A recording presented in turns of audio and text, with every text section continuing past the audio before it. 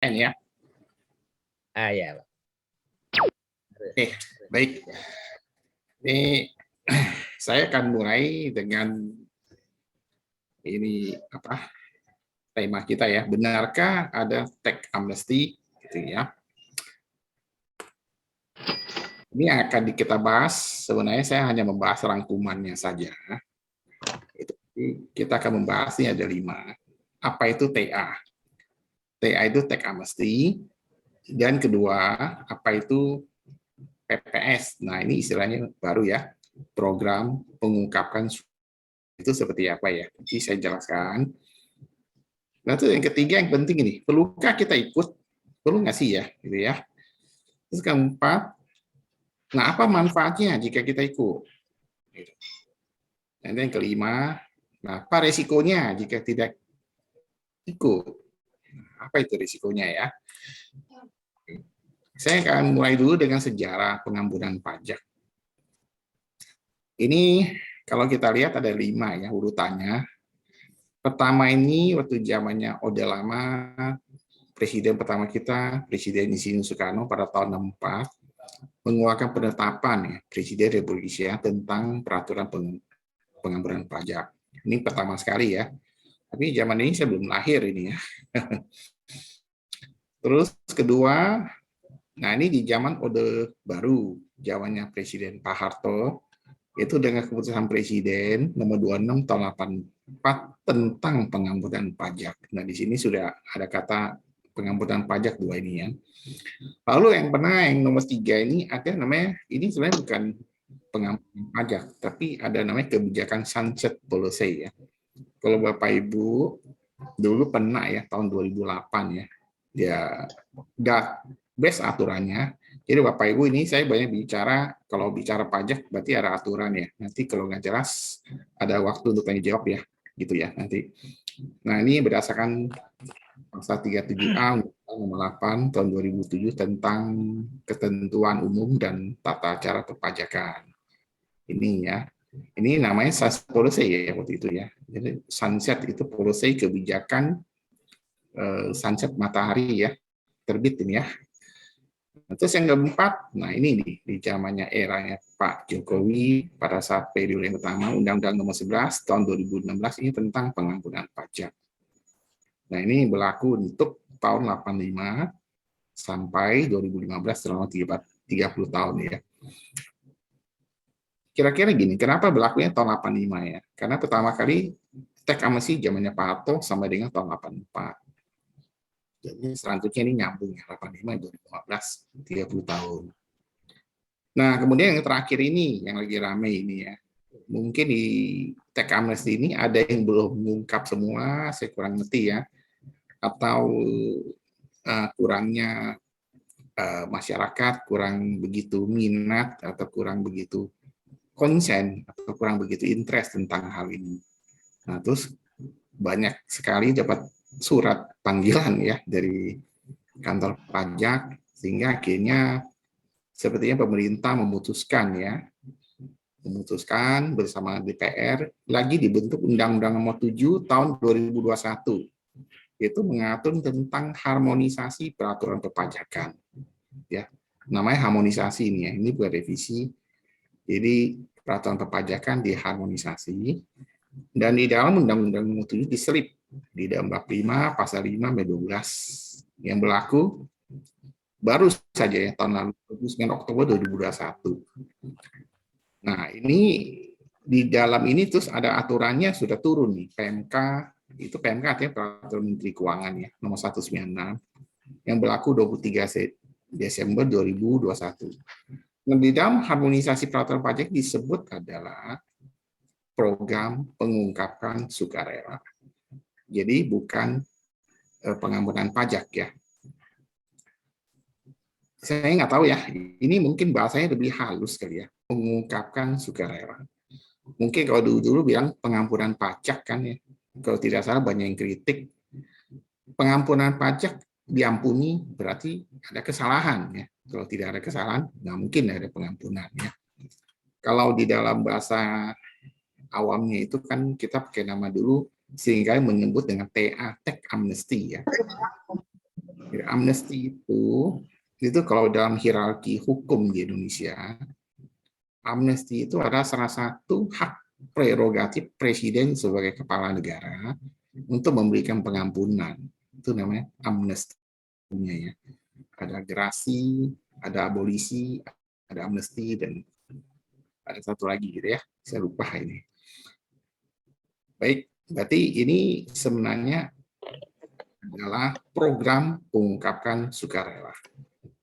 Jadi saya masuk nih ya, namanya sekarang program pengungkapan sukarela, atau kita singkat PPS ya. Nah, kalau bahasa Inggrisnya ini adalah Voluntary Disclosure Program.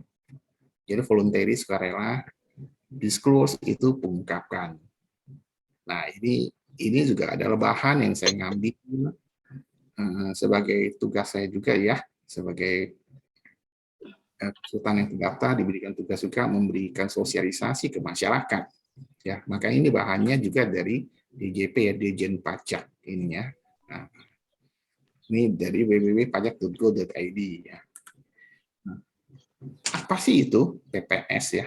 Yang tadi program pengungkapan sukarela sudah saya jelaskan tadi depan ya. Itu memberikan kesempatan kepada wajib pajak untuk melaporkan atau mengungkapkan kewajiban perpajakan yang belum dipenuhi secara sukarela. Ya. Jadi kalau ada orang yang belum merasa memenuhi kewajiban perpajakannya, sekarang saatnya untuk diungkap, ya, dipenuhilah secara sukarela. Ya. Ini nggak bicara soal pengampunan pajak, ada kesalahan ya, secara sukarela. Dan namanya sukarela nih ya. Jadi kalau tidak ada kesalahan, berarti nggak perlu diungkapkan. Nah, ini ada pembayaran pajak penghasilan nih, berdasar pengungkapan harta atau tidak atau belum sepenuhnya dilaporkan oleh peserta program pengampunan pajak yang pertama tadi ya, tahun 2016 tadi ya, waktu pemerintahan masa Presiden Jokowi yang pertama yang tadi ya tahun 2016 Undang-Undang Nomor 11. Terus ada pembayaran pajak penghasilan berdasar pengungkapan harta yang belum dilaporkan dalam SPT ya. Ini SPT itu surat pemberitahuan tahunan pajak penghasilan orang pribadi. Nah, jadi kali ini hanya diberikan kesempatan untuk orang pribadi ya, tapi bukan untuk orang badan atau perusahaan ya, untuk tahun 2016 sampai 2020. Nah, begini, di dalam undang-undang dibagi dua kebijakan, ya. Namanya kebijakan 1 dan kebijakan 2. Nah, kebijakan itu subjeknya itu dulu adalah orang pribadi dan badan. Badan itu artinya PT, CV, entah apalah, persekutuan perdata atau apa, itu bentuknya itu perusahaan ya. Nah, ini basis asetnya, dasarnya itu adalah 31 Desember 2015 yang belum diungkapkan saat mengikuti amnesti.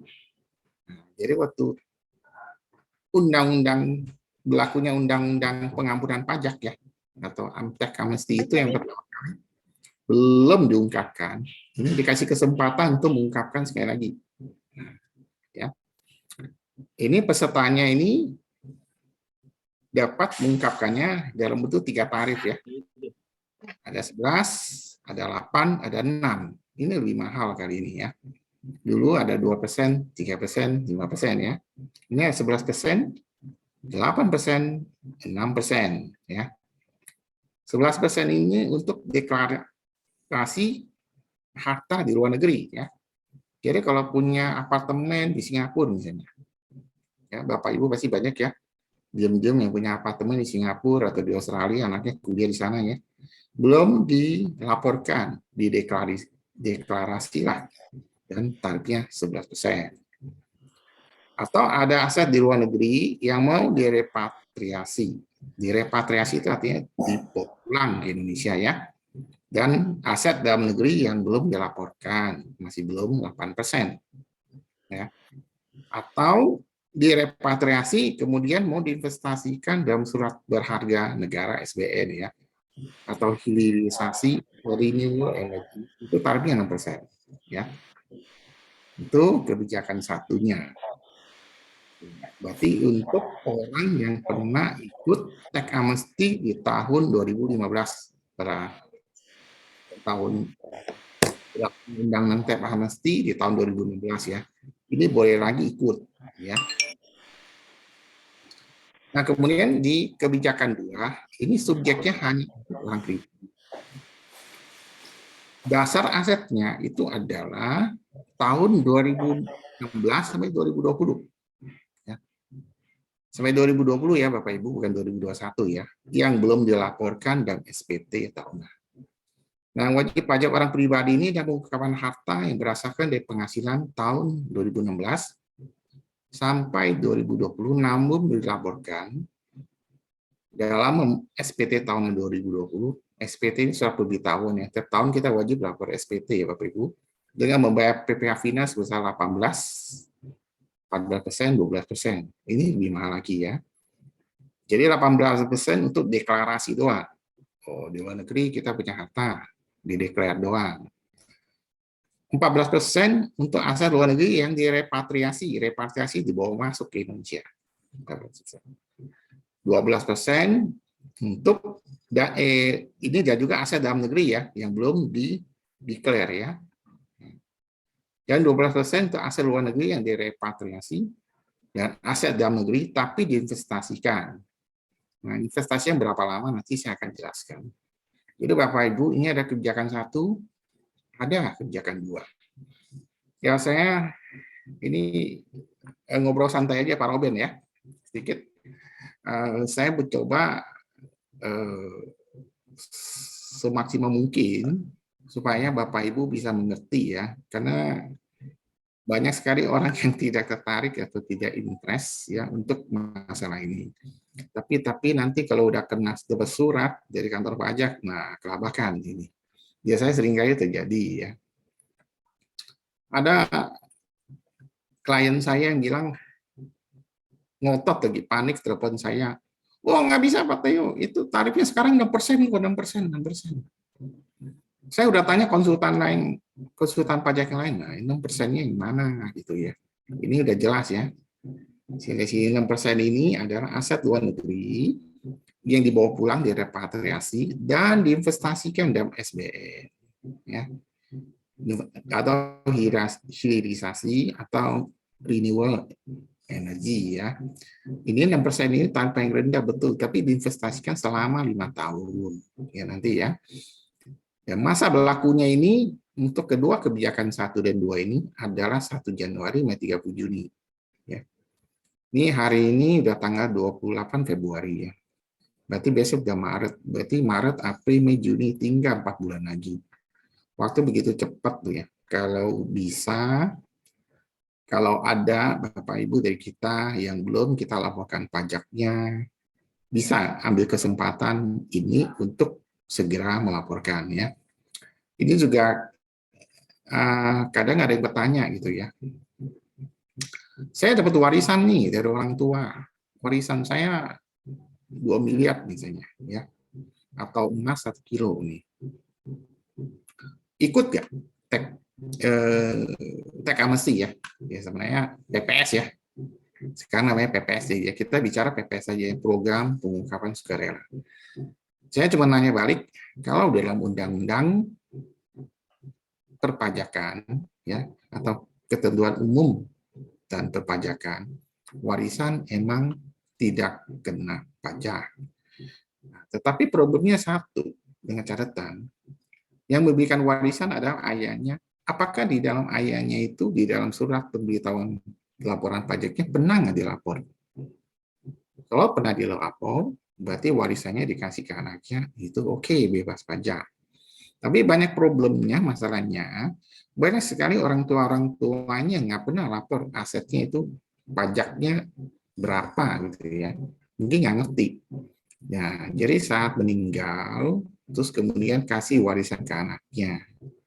Nah, anaknya bilang ini warisan nih. Iya, tetapi kalau di track ke tempat dulu, ayahnya itu nggak pernah lapor. Jadi ya mau nggak mau harus ikut kebijakan program pengungkapan sukarela, sebaiknya ikut lapor dan harus bayar, sebaiknya begitu, ya. Kenapa? Karena dari orang tuanya nggak pernah lapor gitu ya. Ini logikanya, ya. Saya singgung sedikit ke sana itu ya. Banyak yang akan bertanya soal itu, ya. Padahal sebenarnya warisannya bebas pajak, iya betul bebas, ya. Karena kan orang tuanya sendiri pernah ngakuinya itu hartanya di dalam laporan pajaknya. Kalau nggak pernah ngakui, ya berarti artinya warisan dari ini atas harta yang dulu diperoleh itu belum pernah dilaporkan. Harta ada karena adanya penghasilan. Berarti dari penghasilan almarhum orang tua yang sebelumnya itu belum dilaporkan. Sehingga jadi tanggung renteng yang terima warisannya anaknya, jadi harus dilaporkan. Ya, sampai sini Bapak Ibu ya. Kalau kurang jelas nanti bisa tanya ya, nanti saya jelaskan lebih sedikit detail ya. Nah, saya masuk tadi ke pengantar saya bilang manfaatnya. Apa sih manfaatnya gitu ya? Kalau kita ikut, buat apa sih ya? Ikut-ikut gituan katanya ya. Sampai ada yang bilang ke saya, ngapain sih ikut-ikut gituan ya? Nah, oke. Kebijakan satu ini kalau ikut, itu tidak dikenai sanksi sesuai Undang-Undang TA. Sanksinya apa? Nanti ya, saya kasih tahu. Kedua, pelindungan data. Data atau informasi bersumber dari pelaporan program pengungkapan sukarela ini akan disimpan, diadministrasikan di Kementerian Keuangan dan tidak dijadikan dasar penyidikan atau pidana. Jadi aset yang sudah diungkapkan tidak akan diselidiki, istilahnya begitu, ya. Tidak akan dijadikan dasar untuk penuntutan pidana terhadap wajib pajak, ya. Itu manfaatnya. Nah, kalau ikut yang kebijakan 2 yang tahun 2016 dan 2020, nah ini tidak diterbitkan ketetapan manfaatnya. Ini bahasanya kurang langsung to the point ya, straight to the point ya. Tapi di undang-undangnya tulis tidak diterbitkan ketetapan kecuali ditemukan harta kurang diungkap. Jadi kalau diungkapkannya setengah-setengah, berarti nanti ketemu nih yang belum diungkap akan dikeluarkan ketetapan gitu. Atas yang belum diungkap ya gitu.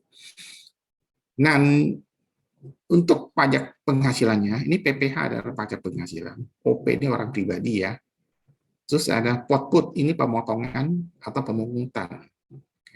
Dan PPN ini pajak ketambahan nilai. Ini semua tidak terbitkan kali ketetapan. Jadi Bapak Ibu saya terangkan sedikit kenapa ya kadang tidak diterbitkan ketetapan. Ini di garis tebal ya, penting ini. Jadi saat pajak ya, Dirjen Pajak mengeluarkan ketetapan kalau ada satu pemeriksaan. Kalau tidak diterbitkan ketetapan, berarti logikanya tidak ada pemeriksaan. Gitu aja Bapak Ibu ya, singkat saja. Dan Bapak Ibu jadi bisa nangkap ini artinya ya. Dan yang kedua, manfaatnya sama sih, perlindungan data. Jadi, apa yang diungkapkan nanti tidak akan menjadi dasar penyelidikan, penyidikan, atau penuntutan. Nggak akan diselidiki kok. Ya. Ini kenapa kita lapor nih, ada harta 2 miliar, atau katakan emasnya 3 kilo. Ya. Terus, misalnya uang dolarnya 300.000 US. Dari mana uangnya? Nah, tidak akan diselidiki. Kenapa demikian? Karena undang-undangnya sudah mengatakan demikian. Gitu. Perlindungan data. Itu ya Bapak Ibu ya. Saya akan lanjut. Nah, tadi manfaatnya. Nah, sekarang konsekuensinya apa sih? Gitu ya. Kalau sebenarnya nggak ikut, ya itu tadi kan berarti ikut ada manfaatnya, nggak diperiksa ya. Kalau nggak ikut konsekuensinya apa? Oke, kalau nggak diungkap pada kebijakan satu, ya ini kalau Dirjen Pajak suatu saat menemukan harta baru kurang atau belum diungkap pada saat TA, ya, tax amnesty yang pertama itu ya, maka dikenakan denda. Ya. Ini tarif menurut peraturan pemerintah ya. Kali harga baru harta baru ya, tambah sanksinya berdasarkan Undang-Undang TA. Jadi kalau menurut Undang-Undang Teks Amnesti atau pengampunan pajak yang tahun 2016, itu kenanya gede loh Bapak Ibu ya. Ini yang 25% badan, 30% OP ini orang pribadi, 12,5% ini wajib pajak tertentu ya. Jadi dikenakan, jadi ada harta yang belum dilapor, dianggap harta itu merupakan penghasilan. Ya. Logika berpikir aja Bapak Ibu ya.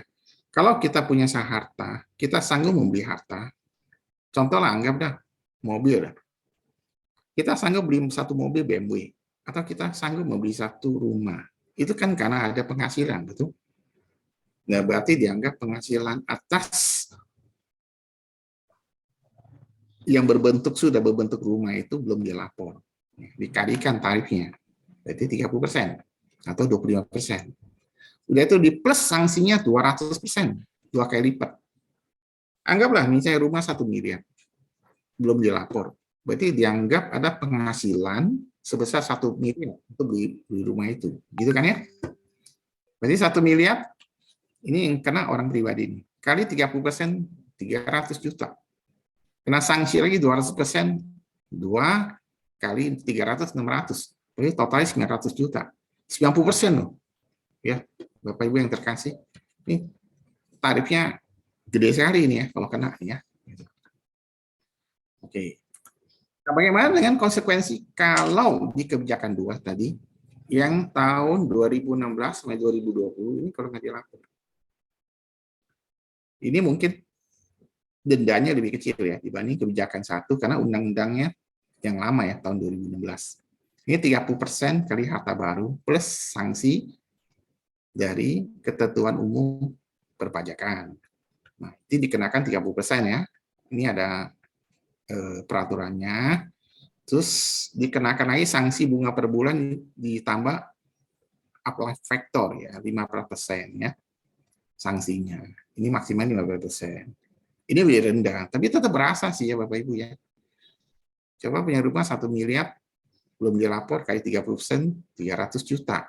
Kena lagi sanksi ini ya per bulan berdasarkan apply factor berapa itu ya. 15% lah ini maksimalnya. Karena lumayan juga ya.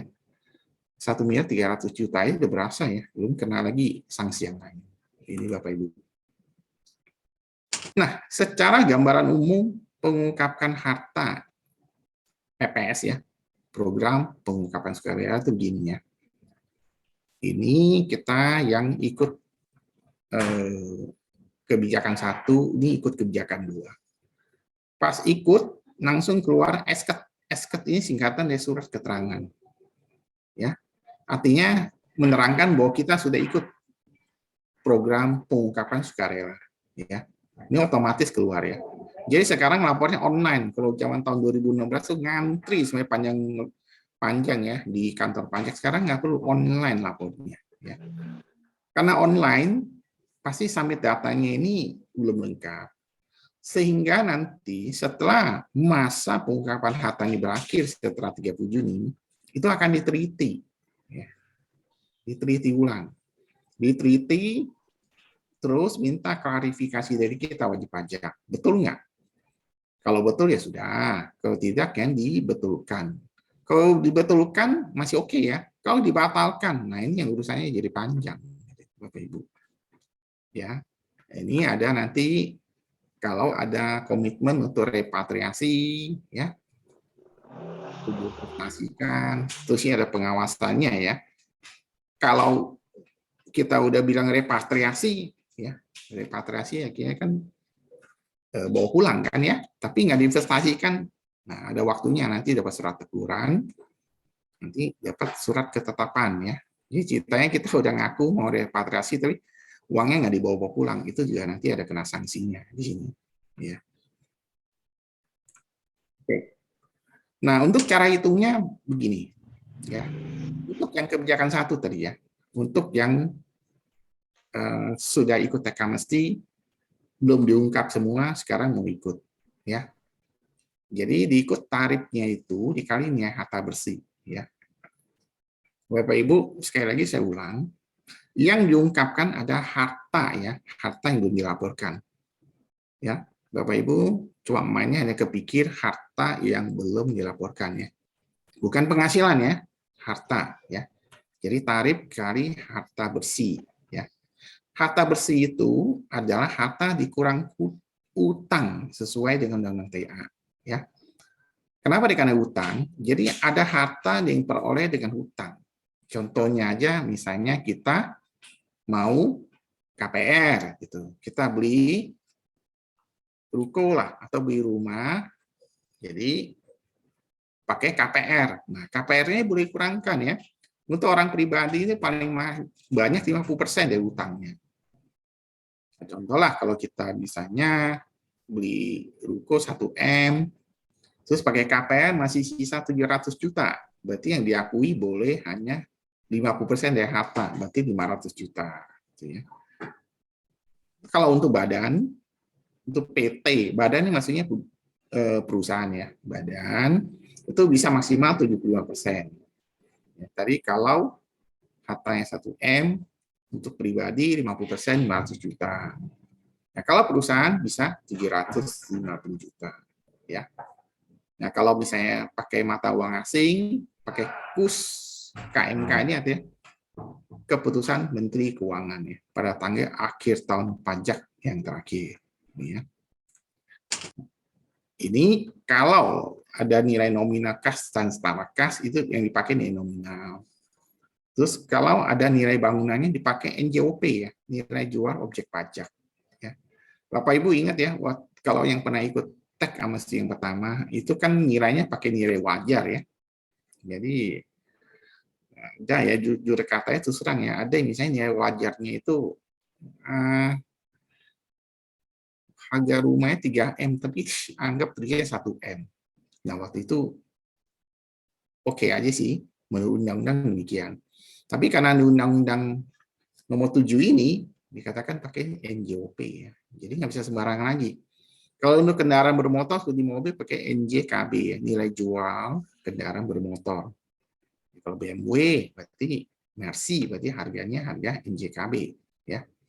Atau nilai yang dipublikasikan oleh PT Aneka Tambang kalau untuk emas dan perak ya. Jadi emasnya banyak nih yang punya logam mulia ya. Biasanya Bapak Ibu ya, istri-istri kita nih pasti simpen emas nih ya. Kalau belum dilaporkan, ya bisa juga dilaporkan ini ya. Atau nilai yang dipublikasikan oleh PT Bursa Efek Indonesia atau saham dan waran yang diperjualbelikan. Nah, ini pakai nih yang dipublikasikan. Ya. Atau nilai yang dipublikasikan oleh PT Penilai Harga Efek Indonesia. Untuk SBN, itu surat berharga negara atau efek bersifat hutang atau sukuk yang diterbitkan oleh perusahaan. Nah, apabila tidak ada nilai pedoman, maka harus pakai hasil penilaian kantor jasa penilai publik KJPP. Ya, sekarang udah beda, nggak bisa sembarangan lagi ya Bapak Ibu ya. Ya, ini sesuai dengan keadaan terakhir tahun pajak terakhir. Ya. Nah, untuk kebijakan 2 yang kita mau declare ya, ungkapkan hartanya yang belum dilapor ya. Ada catatannya nih, tidak boleh sedang diperiksa. Kalau si wajib pajak yang lagi diperiksa atau di bukper, ya bukper ini pidana ya, bukti permulaannya. Untuk tahun pajak 16, 17, 18, 19, 20 ini nggak boleh ikut. Ya. Boleh ikut asal hasil pemeriksaannya sudah selesai. Boleh ikut.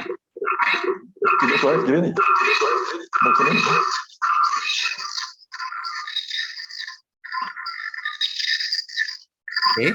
Terus tidak sedang dilakukan penyidikan ya dalam proses peradilan atau sedang menjalani tindak pidana di bidang perpajakan.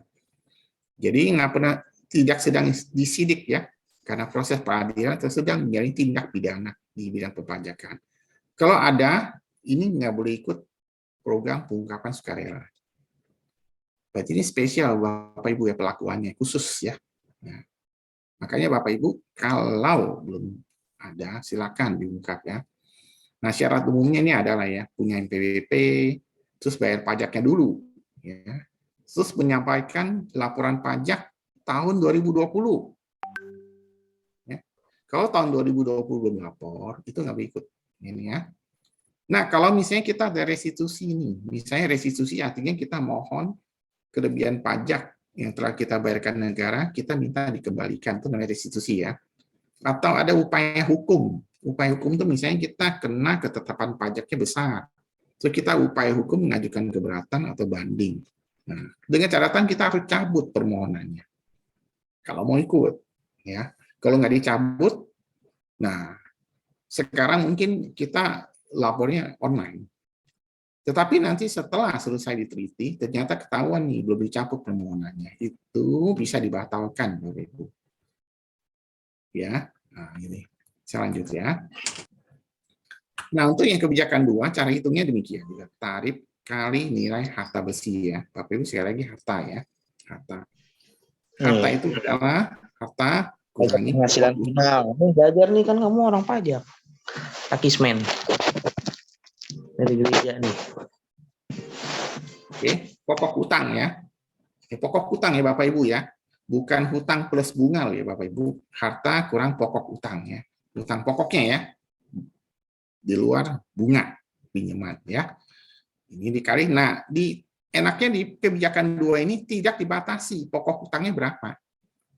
Atau sebesar 50%, atau sebesar 75%, nggak dibatasi. Berarti 95% boleh nggak Bapak Ibu? Ya boleh-boleh aja sih, kalau sepanjang dokumentasinya betul. Gitu. Ya. Itu ya Bapak Ibu ya.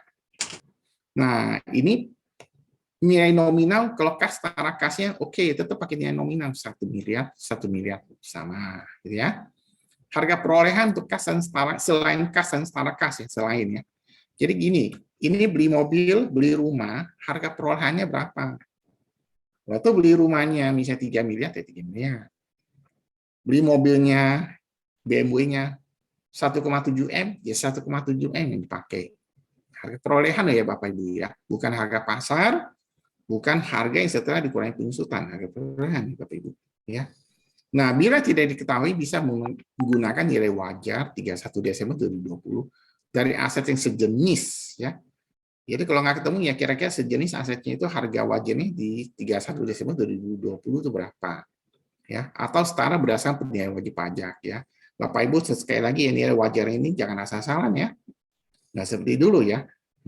Nanti ada penelitian kembali atas apa yang telah kita ungkapkan gitu ya. Baik. Nah, saya akan lanjut. Kalau misalnya PPS ini diungkapkan atau mau dibetulkan, bisa. Untuk diketahui, untuk PPS kali ini, kalau zaman Undang-Undang TA pertama itu kan maksimal lapor 3 kali ya. Sekali, 2 kali, 3 kali. Ya. Tetapi kalau untuk Undang-Undang TA ini tidak ada batasnya. Ekstrimnya saya katakan kalau tidak ada batasnya mau 100 kali boleh. Sepanjang belum sampai 30 Juni, gitu Bapak Ibu. Kalau saya udah lapor nih, rumah 1, lupa lagi, besok saya tambah lapor lagi. Mobil, lupa lagi nih saya tambah warisan lagi 3M. Lapor lagi 3 kali tambah lagi. Lupa lagi nih saya ada lapor nih warisan ketinggalan lagi. 4M, tambah lagi lapor lagi. Itu bisa ya Bapak Ibu. Jadi tidak ada batas ya. Nah, jikalau harta ini ya, pembetulannya ya. Nah, jikalau nanti kalau nggak mau ya, kalau nggak mau lapor, mau batalin, bisa juga. Ini ya. Dicabut, dilapor dengan surat pemberitahuan pengungkapan harta dengan nilai 0. Ya. Jadi dinilai, ditulis nama hartanya 0, nilainya 0, maka SK-nya jadi 0. SK itu surat keterangan tadi yang saya jelasin, sehingga dianggap tidak lagi ikut program pengungkapan sukarela. PPS dia ikut. Ya, boleh batal. Nanti nilai kelebihannya kita bisa ngajukan pengembalian. Ya. Tapi dengan catatan kalau udah batal, boleh ikut lagi ya, udah nggak bisa. Gitu Bapak Ibu ya. Dianggap tidak ikut lagi, ya, tidak menerima manfaat, tidak dapat menyampaikan lagi kembali, udah nggak bisa ikut lagi kalau dibatalin. Ya. Oke Bapak Ibu ya, jadi ini pikirin matang-matang ya, mau ikut atau enggak nih ya. Dia ikut nyesel terus batalin, udah nggak bisa lagi ikut. Ya. Jadi nggak bisa buat, wah ini maju mundur, main-main, nggak bisa lagi ya, gitu Bapak Ibu ya. Ini ada penelitian, sekali lagi saya katakan ya, surat keterangan ini hati-hati, nanti jangan asal-asalan ya. Setelah kita lapor nanti diteliti harta besi yang diungkapkan sesuai nggak dengan keadaan sebenarnya. Salah tulis, salah hitung, tarif bisa dibetulin, ya. Nah, tapi kalau misalnya harta besi tidak sesuai dengan keadaan sebenarnya, periode perolehan harta tidak memenuhi syarat, PPS seperti misalnya diperiksa pajak itu ya, dibuka, disidik, tetapi terus tancap terus semua lapor terus ya, atau tidak mencabut permohonan restitusi, ini bisa dibatalkan. Ya, hati-hati bisa dibatalkan ya. Ini berarti program pengungkapan sukarela, artinya Bapak Ibu sukarela kita lapor, kalau ada harta belum dilapor kita lapor ya. Namanya sukarela ya Bapak Ibu, bukan suka-suka ya. Jadi bukan program pengungkapan suka-suka nih, tapi sukarela nih ya. Suka-suka asal-asalan nih, hati-hati Bapak Ibu ya. Nah, oke. Nah ini kalau mau repatriasi ya, dibalikin ke Indonesia, batas waktunya paling lambat ini 30 September 2022 ya. Berarti di September tahun ini ya. Pengalihan lewat bank, di holdingnya ini 5 tahun ya, holding period sejak surat keterangan. Ya. Jadi harus nanti bikin laporan selama 5 tahun. Kalau dulu 3 tahun, ini sekarang 5 tahun nih. Makanya Bapak Ibu pikir-pikir ya, mau dialihkan, mau direpatriasi, mau diinvestasi, 5 tahun waktunya loh. Dananya kekunci nih 5 tahun ya. Ya, ini investasi bentuknya juga ada hilirisasi STA, renewal energi ini ya, atau pendirian usaha baru, penyertaan SBN. Nah, ini kita juga sedang menunggu job luck-nya secara detailnya itu nanti apa ya, gitu ya. Ada batas waktunya paling lambat ini kalau diinvestasikan di tahun depan September ya. Di holding periodnya 5 tahun juga sejak diinvestasikan ya, bukan sejak di keluar surat keterangan, sejak diinvestasikan. Kalau diinvestasikan ini plus 5 tahun berarti 2028 sih. Itu Bapak Ibu. Oke, ini ada siaran pers yang baru tanggal 21 Februari ini ya. Ini ada investasi yang berbentuk FR ya, ini obligasi dari pemerintah ya. FR itu fixed rate kan.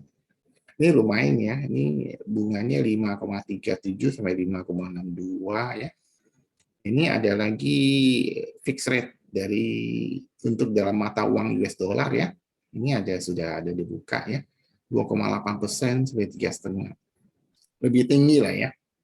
Pemerintah kasih lebih tinggi ya. Ini siaran persnya yang saya kutip ini ya. Baru tanggal 21 Februari ya.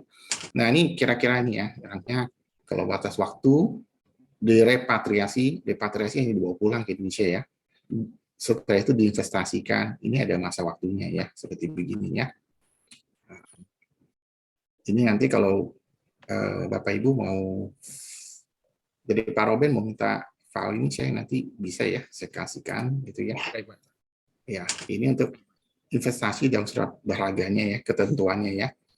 Ini saya bisa silakan dibaca, saya nggak terlalu detail aja, yang penting sebenarnya perlu nggak kita ikut, apa itu manfaatnya dan konsekuensinya atau risikonya kalau nggak ikut. Sebenarnya pentingnya di situ aja sih Bapak Ibu ya.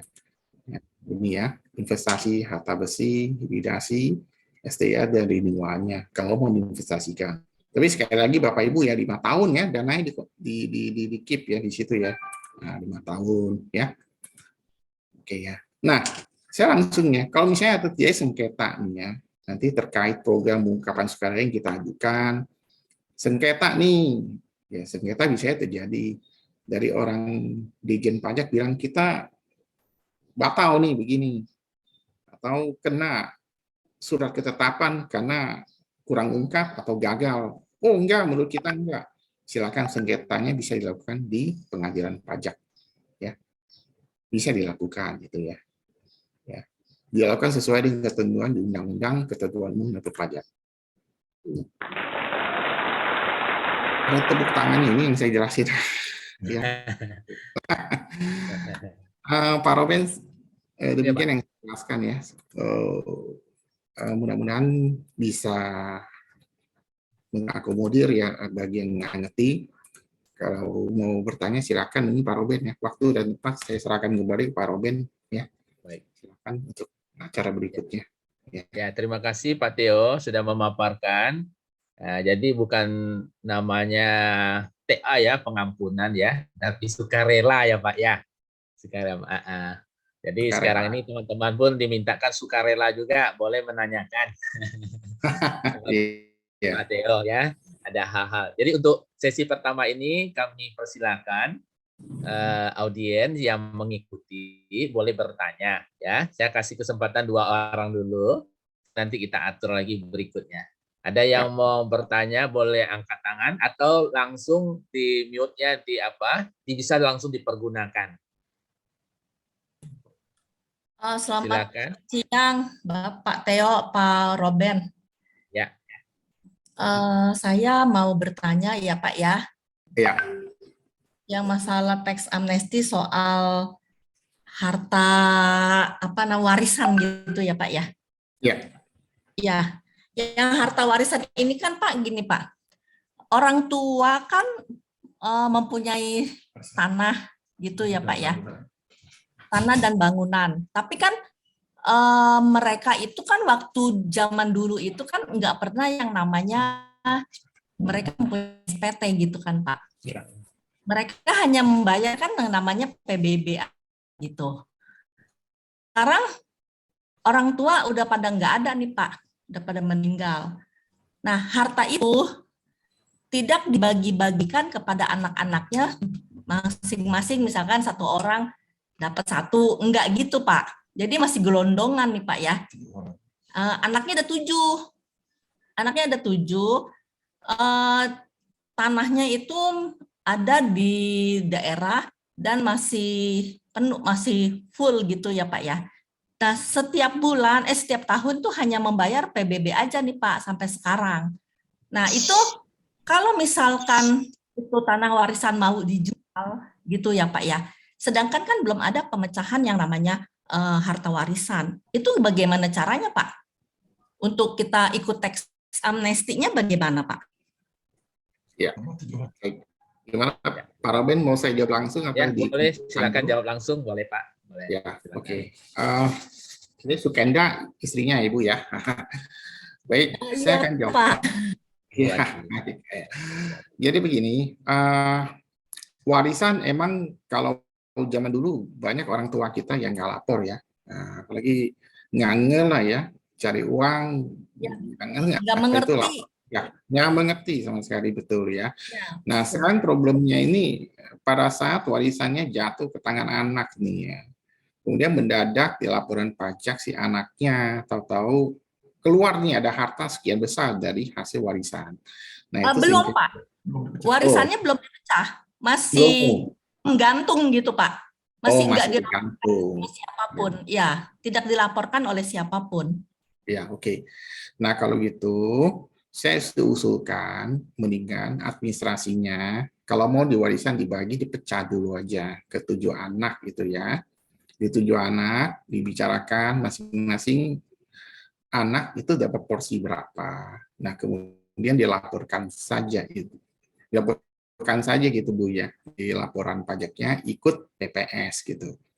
Supaya jadi clear karena di orang tua sebelumnya belum pernah dilapor gitu. Oh, jadi artinya dibalik nama dulu ke anak masing-masing gitu ya Pak?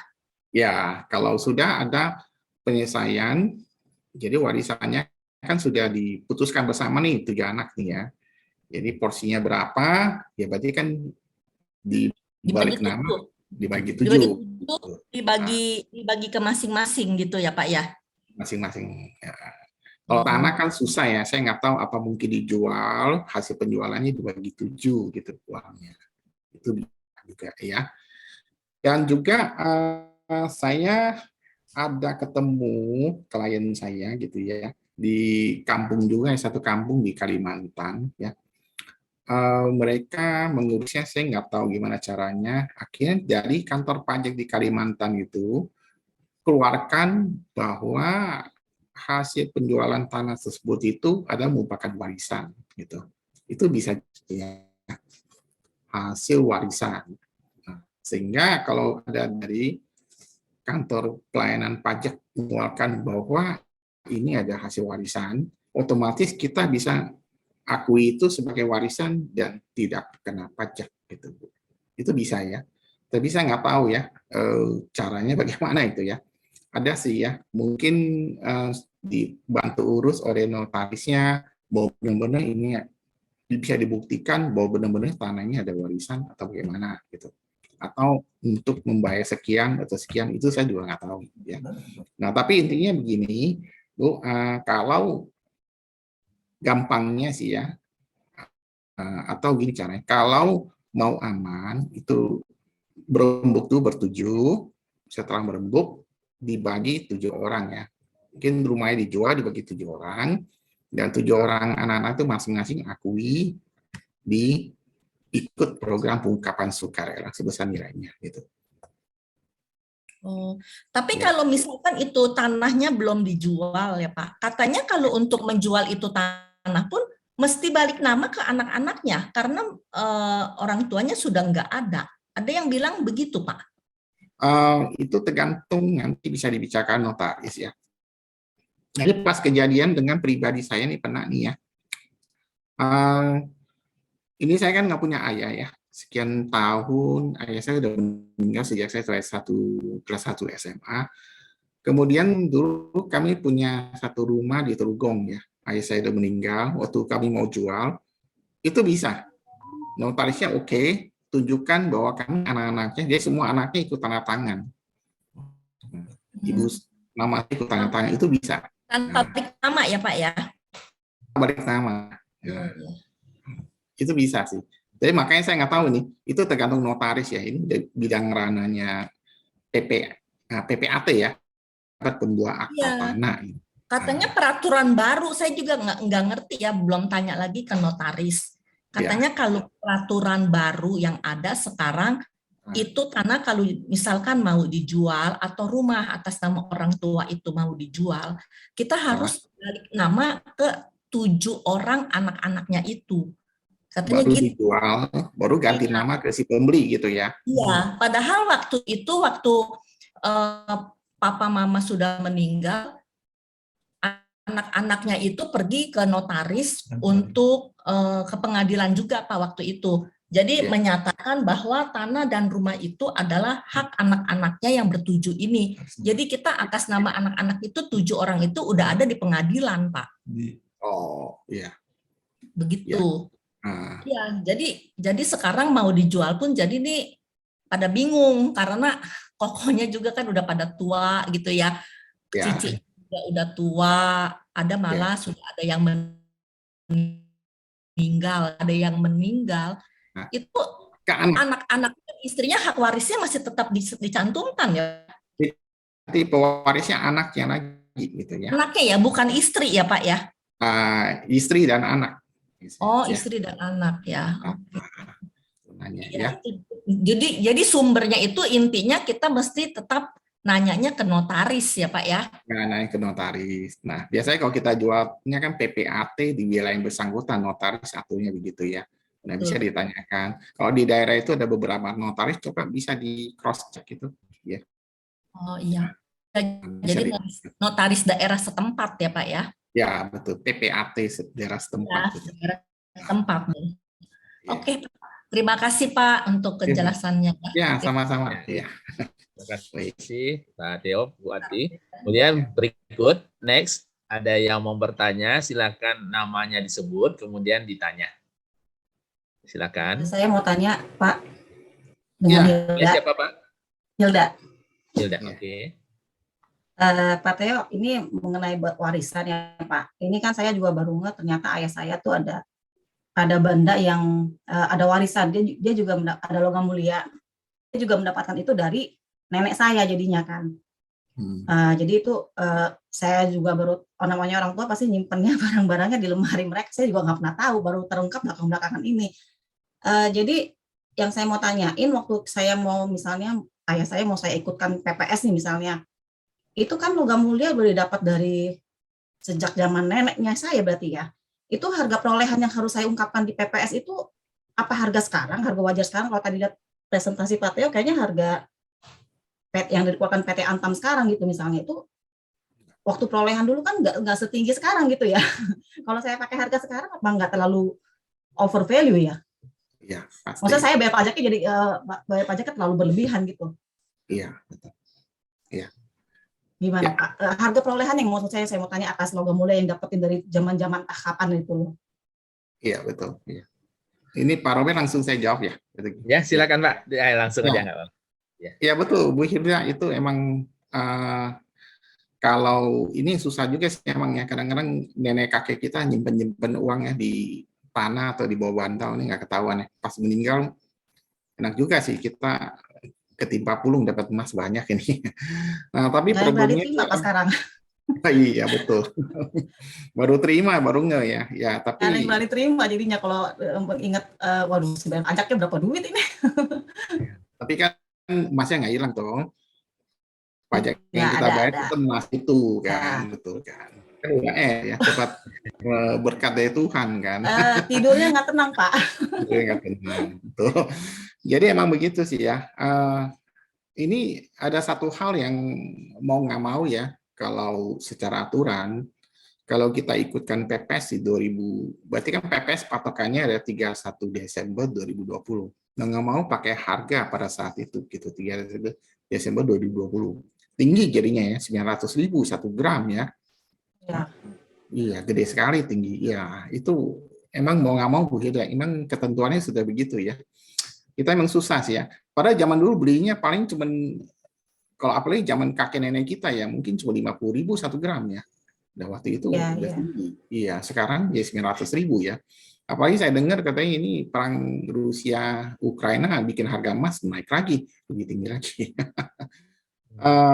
Iya, ini jadi problem memang problem kita hadapi ya. Kalau emang mau nyaman tidur, mau enak ya mau nggak mau kita lapor, tapi ya pakai tarif yang sesuai undang-undangnya, tarif saat ini gitu ya. Beda mau nggak mau sih ya. Gitu. Jadi nggak ada jalanan memang harus pakai tarif yang sekarang, Wah, dengan Iya, aduh. betul. Nah, Tadi berapa tadi Pak Teo 30% ya untuk orang pribadi ya? kalau dendanya gitu ya, betul ya. Maksudnya gimana? Kalau itu 30%. PPS harusnya nggak ada denda ya? Kalau ikut PPS sudah tidak ada lagi denda gitu ya. Karena itu pajaknya sudah final gitu ya. Jadi tahun 2020 ke bawah sudah nggak dikeluarin ketetapan lagi. Jadi sudah aman gitu ke ikut PPS ya. Nah, Jadi kalau itu harta saya ikutkan PPS, jadi terus saat misalnya yang bersangkutan udah almarhum, jadi waktu diwariskan ke anaknya udah bebas pajak semua gitu ya Pak ya? kalau sepanjang orang tuanya lapor gitu, Bu Yeda. Iya, sudah ikut PPS, berarti otomatis kan akan masuk ke SPT-nya nanti tahun depannya gitu kan? Iya, betul. Dan masuk ke SPT-nya, laporan pajaknya menjadi harta baru di tahun 2022 ya, Bu Hilda gitu ya. Nah, bukan di 2021 ya, di tahun 2022 gitu ya. Nah, gitu ya Bu Hilda ya. Ya kurang lebih ngerti lah. Oke, makasih Pak Teo. Ya, sama-sama Bu Hilda. Emang kesulitannya begitu ya, Pak Robin ya. Ya, Pak. Banyak sekali orang bilang ini warisan dulu kan, apalagi bentuknya uang emas ya, yang modelnya bukan antam loh, masih dulu ya, licin gitu ya. Ini kan dulu orang tua kita nggak tahu ya, tapi memang di dalam hukum Indonesia dikatakan bahwa hukum itu ada, berarti dianggap setiap warga negara udah mengerti gitu loh. Jadi mau nggak mau kita harus bayar pajak atas itu ya. Karena logika kita berpikir sekarang kita balik ya. Kalau satu orang begitu, nanti setiap warga negara kita manfaatkan lagi. Waduh, saya dapat uang, ini semua pada anggap warisan nanti. Nanti jadi nggak kena pajak. Ini negara nggak dapat duit ya. Nggak dapat uang pajak itu ya. Nah, itu kurang lebih seperti begitu. Iya. Okay. Pak Robert silakan kalau ada yang lain. Baik, ya ada yang mau bertanya lagi, yang teman-teman. Ada Pak Robin. Ya, silakan. Ada Pak Robin. Firmauli. Ya. Sebutkan namanya Pak. Firmauli. Nah, ya, oh, Pak Pir, ya silakan Pak Pir. Ya, Pak. Ada ya. Nah, ini tetangga saya. Ya, tetangga saya yang harus saya tanya melalui Zoom. Baik, silakan. Teo, saya mau Hei. tanya ini ya. Ini Ya. kan ada orang tua masih hidup tapi punya harta. Ya. Oke, selama ini kan dia tidak pernah lapor pajak. Ya. Sudah tua dan dia sudah berumur 80-an. Ya. Nah, dia mau jual hartanya pada saat sekarang, posisi sekarang. Saya Ya. nggak tahu nanti kalau ini laku nanti sampai bulan September dengan batas waktu. Nah, ini perlakuannya bagaimana ini dengan masalah perpajakan ini? Gitu Ya. loh, terhadap media. Sementara dia sendiri juga tidak punya NPWP. Iya. Iya. Nah, Itu pertanyaan. harta kapan punya Pak Pir itu? Katanya ya sudah lama, rumahnya sekarang ini yang mau dia jual, ya udah 80-an, tahun 80-an punya. Tahun 80-an ya. Di bawah 85 nggak? Apa? Di bawah Di tahun bawah 85. Di bawah tahun 85 ya. 79-an. Oh, 79 ya. Emang kalau secara undang Pak Pir ya, kalau saya lihat bahwa tax amnesty pertama yang berlaku itu kan dari tahun 85 sampai 2015 ya. Oke. Memang karena kan tadi yang saya jelaskan di tahun 84 itu juga ada pengampunan pajak dari zamannya eranya Pak Harto ya, presiden kedua kita ya. Sehingga kan berlaku untuk amnesti yang tax amnesty yang di era Pak Jokowi ini ya. Periode pertama ini di tahun 85 2015 ya. 2015. Emang kalau amannya sih, emang orang tua dilaporkan ya sebagai harta ya. Tapi kan dari tahun 80-an juga apa yang mau dilaporkan ya susah juga juga nggak ada penghasilan. Nah, tapi saya pikir coba secara undang-undang karena tidak diatur dengan harta yang di bawah tahun 85 ya mungkin bisa dimanfaatkan ya. Coba aja kita karena itu harta tahun 79 di bawah tahun 85 ya saya pikir kalau orang tuanya apalagi udah tua gitu ya. Ya saya pikir paling ya nggak perlu dilapor sih ya gitu ya. Kecuali tapi nanti hasil penjualannya Pak ya. Bagaimana Pak Fir hasil penjualannya? Kan dia mau jual itu sekarang hartanya. Nah, itu gimana nanti? Dia hanya kena BPHTB saja atau ada pajak lain yang dikenakan nantinya? Kalau dia penjual itu harus kena PPh final sebesar 2,5% gitu. Oke. Ditambah dengan BPHTB. BPHTB itu pembeli yang tanggung, Pak Fir, bukan. Oke. Ya, BPHTB itu bea perolehan hak atas tanah bangunan sebesar 5%. Itu ada porsinya si pembeli yang bayar. Kalau mau aman begini, Pak Fir, kalau saya usulkan dibuatkan di NPWP, ya, kemudian nanti dimasukkan hartanya bapaknya itu ada rumah berdasarkan tahun perolehan tahun 1979. Oke. Harga perolehannya tahun 1979 itu berapa? Contoh lah ya, misalnya cuma 50 juta ya. Bisa aja tahun 79 50 juta, sekarang kan jadi 2 miliar bisa aja kan ya. Bisa.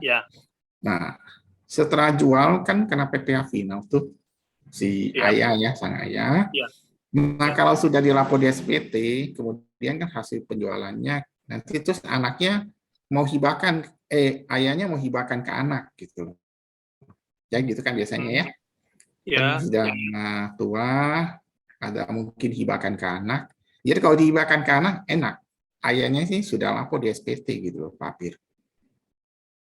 Lah, nanti nggak ujuk-ujuk petugas pajak jadi curiga, ini kok ujuk-ujuk ada laporan pajaknya, kalau selama ini nggak pernah lapor gitu loh. Iya, kan sudah tua ayah saya, dulu nggak pernah ada NPWP gitu. Ya. Dalam supaya ada laporan harta aja ada senilai harta rumahnya itu dari tahun perolehannya tahun 79 gitu. Ya. Walaupun orang tua ini sekarang udah rada pikun, boleh juga lapor tuh. Ya mungkin diwakili anaknya lah gitulah ya. Ya. Atau mungkin bisa juga lapor di SPT anaknya aja atau di tempat papir aja gitu. Saya nanti yang kena ujuk-ujuk, kenapa selama ini nggak pernah lapor tuh harta kan gitu. Ya, hartanya kan tahun 79. Oh, oke. Ya. Hartanya kan tahun 79, di bawah 85 kan papir gitu ya. Nah. Tapi di dalam SPT saya nanti nilai hartanya kan jadi harta nilai Kecil, yang kan? sekarang. Nilainya Nilai yang kecil, sekarang. enggak enggak. Kalau SPT itu, kalau kita melapor SPT, nilai yang dipakai adalah nilai perolehan ya, jangan nilai pasar, salah nanti. Ya. Oke. Misalnya kita melaporkan harta, kita anggaplah beli rumah. Waktu kita, ini SPT ya, kita nggak bicara PS ya. Pada saat kita melaporkan harta yang kita beli di SPT itu ada harga beli sesuai dengan akta jual beli, bukan harga pasar saat ini, bukan. Jadi kalau tahun 79 berarti harga tahun 79 mungkin cuma sebesar 50 juta kali ya, atau bisa jangan cuma 20 juta gitu Pak. Iya. Nah, bisa juga. SPT. Oke, makasih Pak Leo. Makasih Pak Pir. Ya, salamnya sehat selalu. Ini Lanjut. Pak RW. Oh belum ya, bukan ya? Udah selesai. Iya. Baik. Ada lagi yang mau menanyakan? Kalau yang lain-lain, kalau saya tanya dulu Pak Theo, kalau boleh, uang namanya uang pensiunan itu asli lapor nggak Pak? Uang pensiun. Jadi orang yang misalkan sudah habis bekerja dia dapat pensiunan gitu. Nah, itu dilaporkan harus pakai PPS atau laporan SPT biasa aja ya Pak? Kalau kejadiannya di tahun berapa? Tahun 2021 bukan? Di 2021. Kalau 2021 harusnya dilaporkan di 2021. Dan biasanya kalau orang dapat pensiun kan dipotong ke perusahaan. Ya.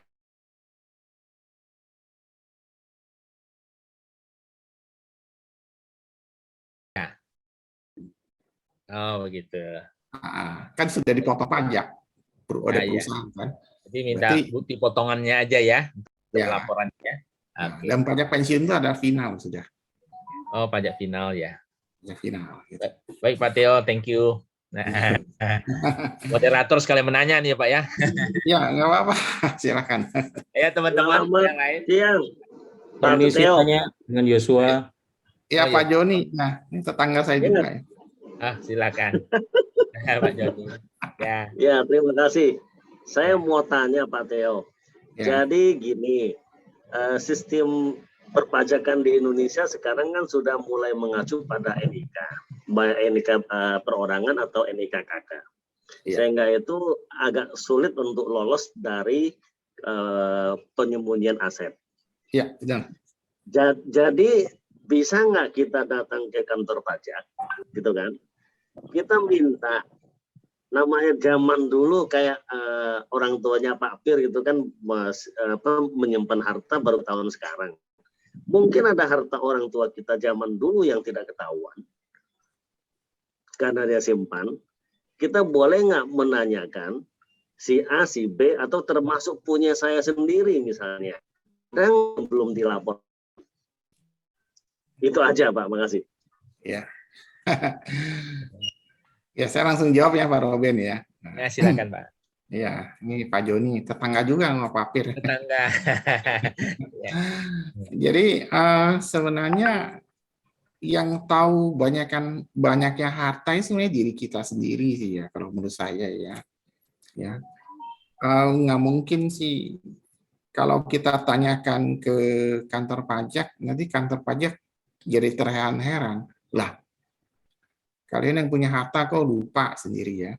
Itu yang pertama gitu ya. Sebaiknya kita yang punya harta, kita yang lebih konsen, kita lebih tahu ya.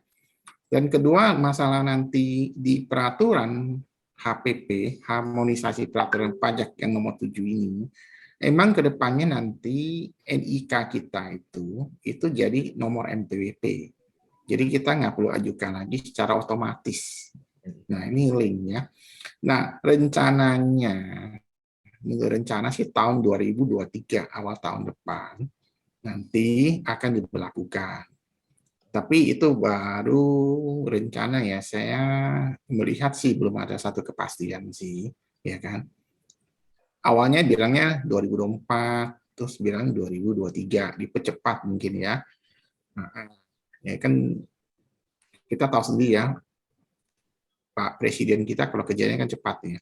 Mungkin dipercepat 2023 gitu ya.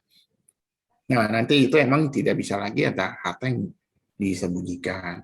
Saat ini juga nggak bisa lagi ada harta yang disembunyikan. Nah, kasus yang saya tangani ke klien-klien saya yang lain, belakangan ini banyak sekali dapat surat untuk konfirmasi harta yang diperoleh, harta yang masih ada di luar negeri, ya, berdasarkan AEOI ya, Automatic Exchange of Information, itu dapat ya. Ada rekening pertukaran ini ya, terutama di Singapura, Australia ini banyak sekali ya. Ada dana di UOB, ada di OCBC, ada rekening di Australia, Commonwealth dan sebagainya, itu sudah mulai ya di link ya, dan kita sudah pertukaran ya, harta orang luar negeri di Indonesia dengan harta orang Indonesia di luar negeri, pertukaran. Namanya Automatic Exchange of Information. Emang udah nggak bisa disembunyikan, banyak sekali ya. Gitu. Apalagi yang sudah bentuknya properti ya, seperti apartemen segala macam, itu udah nggak bisa disembunyikan gitu ya. Ya. Dan tadi pertanyaan si Pak Joni mengenai juga harta orang-orang tua kita, mungkin kakek kita atau kakek buyut kita ya. Ya dulu emang ya belum seperti sekarang ya. Nggak, mana ada ngerti pajak, nggak ngerti NPWP ya. Nah, ya tapi nggak apa-apa lah, sekarang kan kita generasi saat ini ya sudah lebih baik kita rapikan lah gitu menurut saya. Kita rapikan laporan pajak kita supaya lebih rapi gitu ya. Kalau menurut saya begitu ya, Pak Joni ya, sebaiknya rapikan. Kalau ya. Maksud saya itu mungkin dengan adanya PPS ini ada blessing in disguise. Jadi ada berkat yang tersembunyi dalam kita harus membayar itu. Artinya gini, kalau umpamanya kita boleh menanyakan asal-usul dari kakek buyut kita atau apa, yang hartanya masih tercatat atau apa, mungkin mereka lebih tahu daripada kita. Karena waktu mereka beli kan, kayak kita sekarang beli kan, kita juga tidak kasih tahu anak. Anak juga nggak tahu harta kita ada berapa. Begitu juga kita juga tidak tahu harta orang tua kita, nenek, kakek nenek kita yang zaman dulu. Kalau umpamanya memang link NIK-nya maupun sudah begitu canggihnya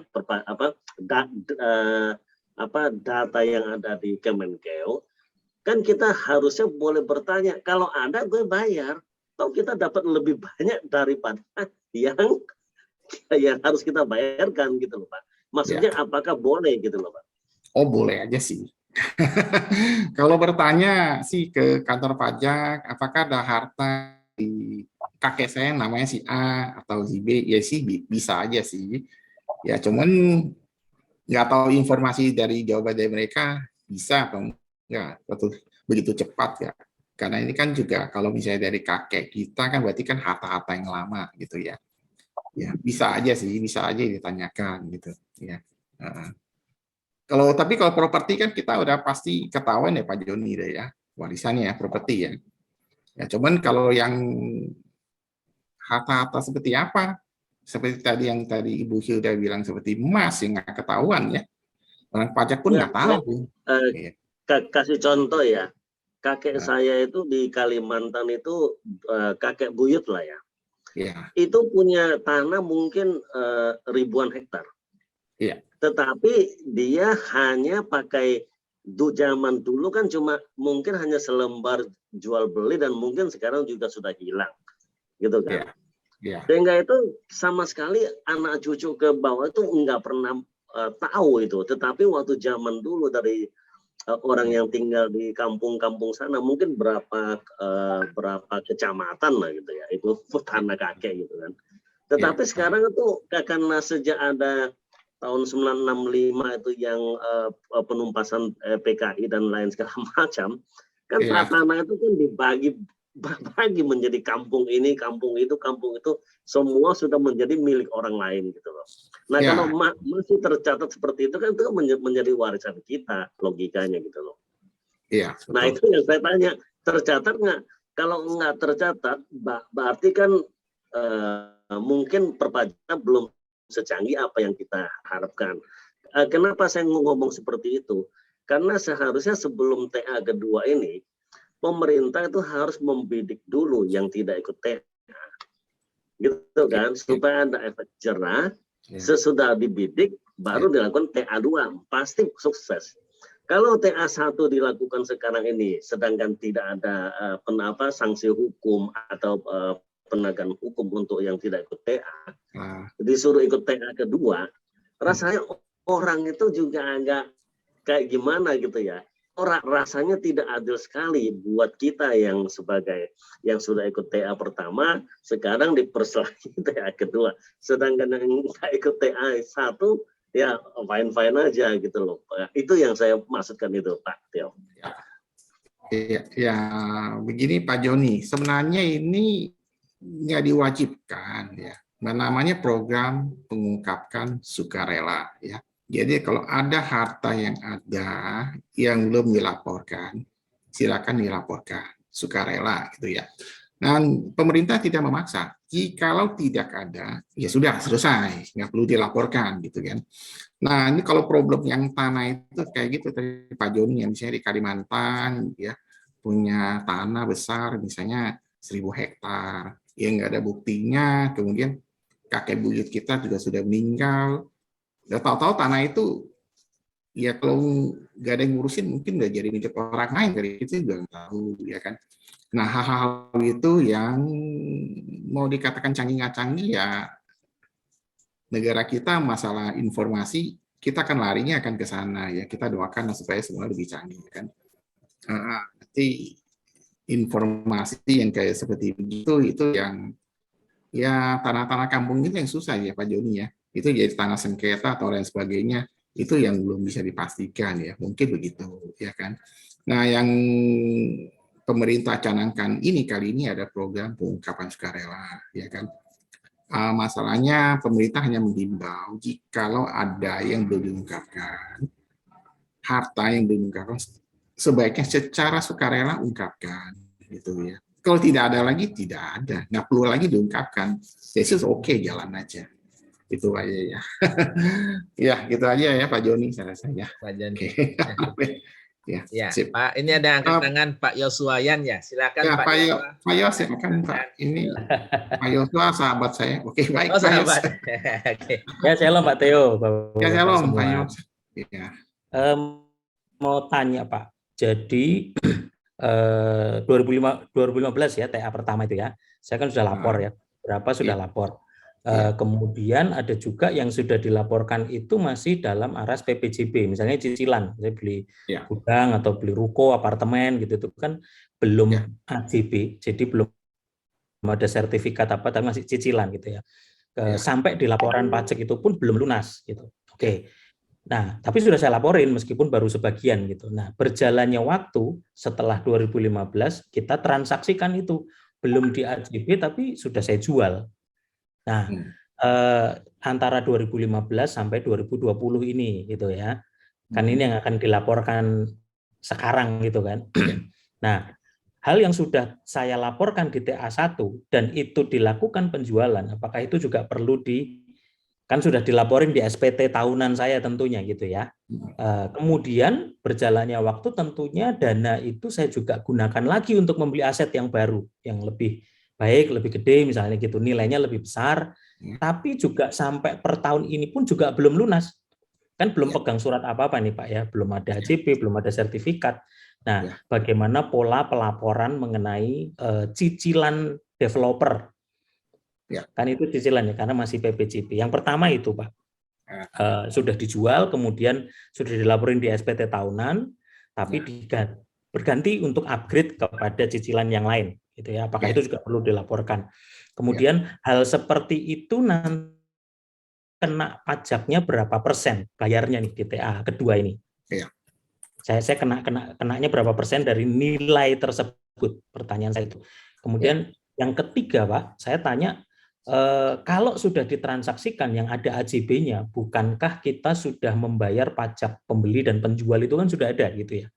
Nah, apakah itu sudah termasuk di dalam pengenaan pajak atau kita sudah kena pajak penjual, masih kena lagi gitu pajak untuk PPS ini yang TA yang kedua. Mungkin itu dulu mengenai jual beli Pak ya, tapi kira-kira hampir sama. Tapi satu lagi aja mungkin kalau nanti bisa dicatat mengenai warisan yang belum dibagi gitu ya. Misalnya begini, orang papa sudah nggak ada. Ya, papa sudah nggak ada, mama kan ada. Kan pengaturan pembagian warisannya jelas. Yang punya NPWP papa.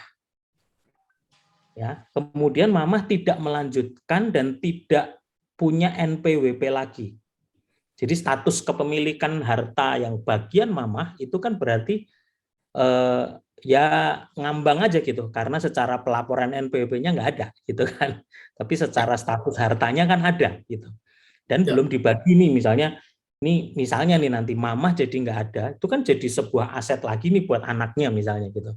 Nah, bagaimana mekanisme pelaporan pajak di PPS kedua ini, baik untuk si mama yang sudah tidak punya NPWP dan juga buat anak-anaknya. Kira-kira gitu dulu Pak Theo. Ya, baik. Terima kasih. Terima kasih Pak Theo. Ya, sebentar Pak Robin. Ya. Oh, sebentar ya Pak. Baik Pak, no problem Pak.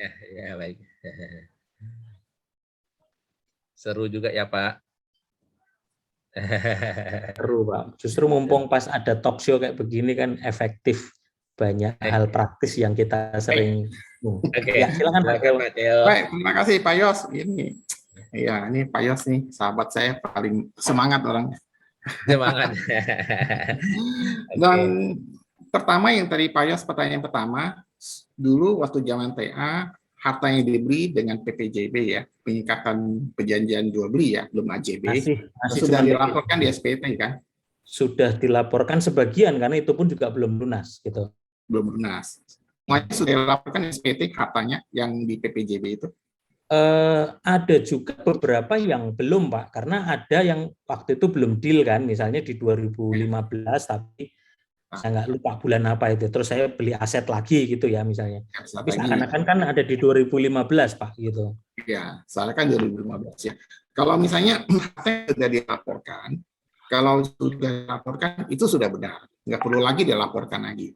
Karena tujuannya itu PPS ini adalah untuk harta yang belum atau tidak dilaporkan.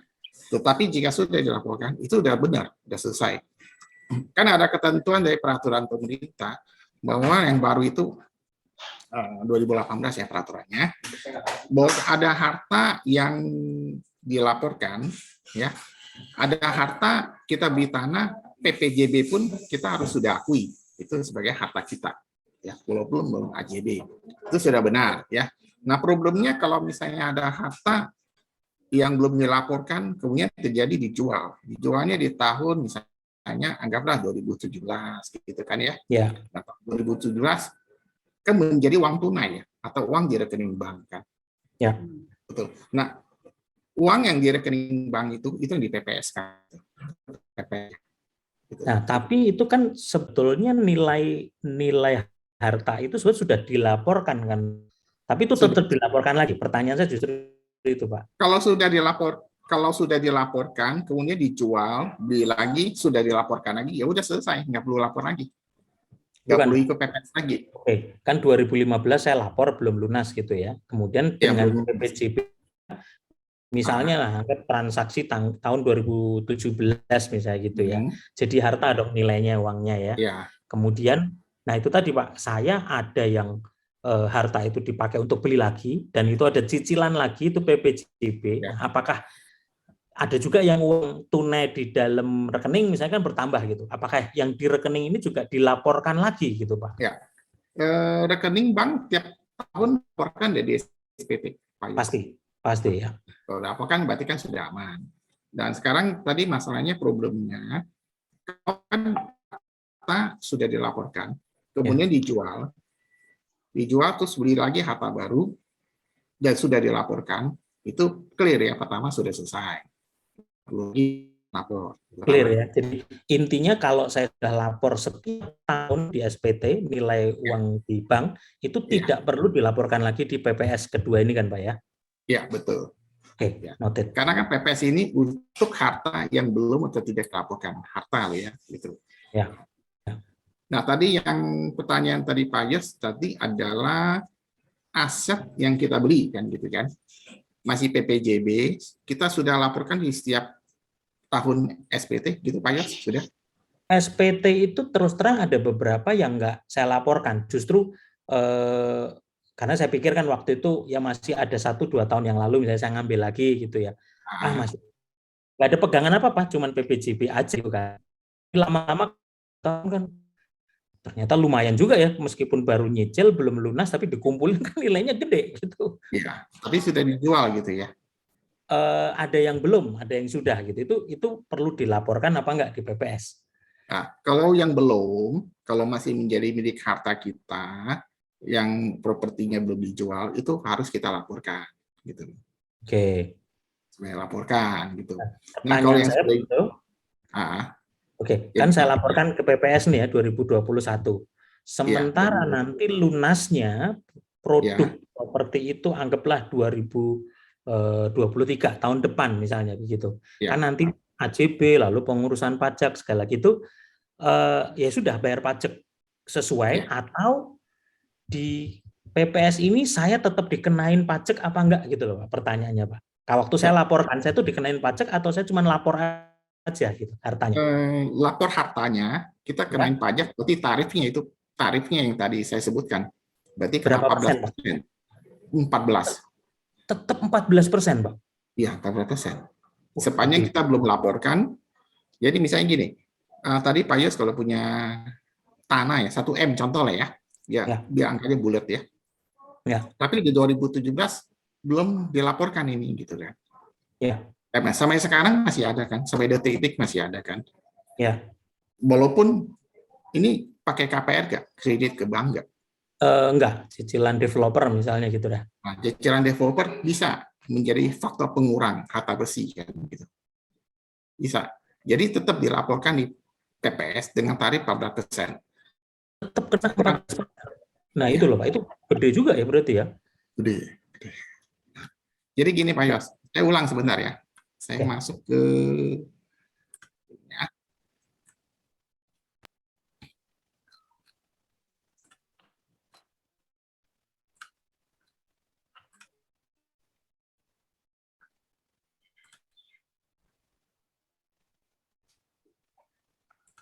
Nah, ini Pak Yos ya. Jadi harta, tarif kali ini ya, harta bersih, harta kurang pokok utang. Kalau ini harta yang kita peroleh tadi itu masih ke developer sebesar berapa, kan dokumennya bisa dibuktikan. Jadi harta kurangi pokok utang. Contoh lah, anggap 1 miliar. Pokok utangnya masih sisa 400 juta. Berarti 1 miliar kurang 400, berarti 600 juta yang dikenain pajak. Nah, kena tarifnya berapa? Saya balik ke sini ya.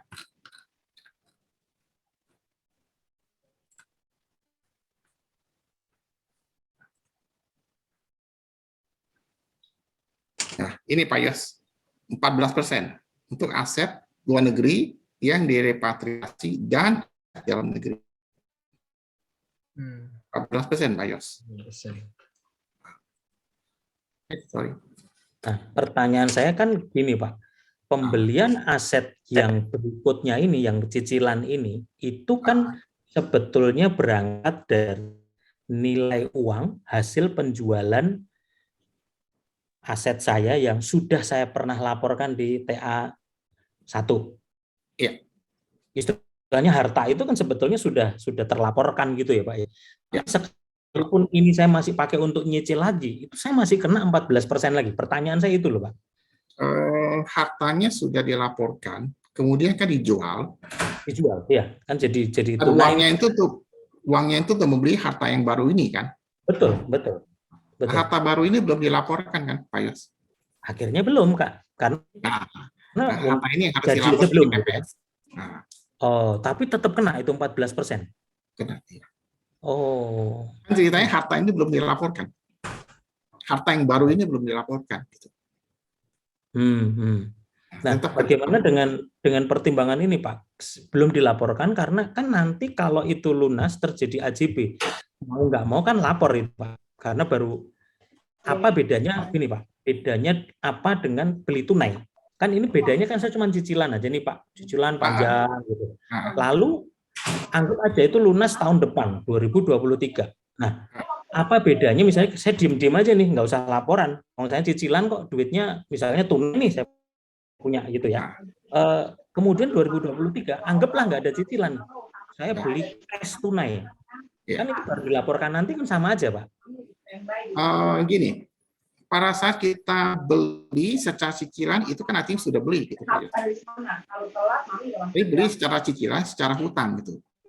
Makanya tadi kan ada harta bersih adalah harta dikurangi hutang.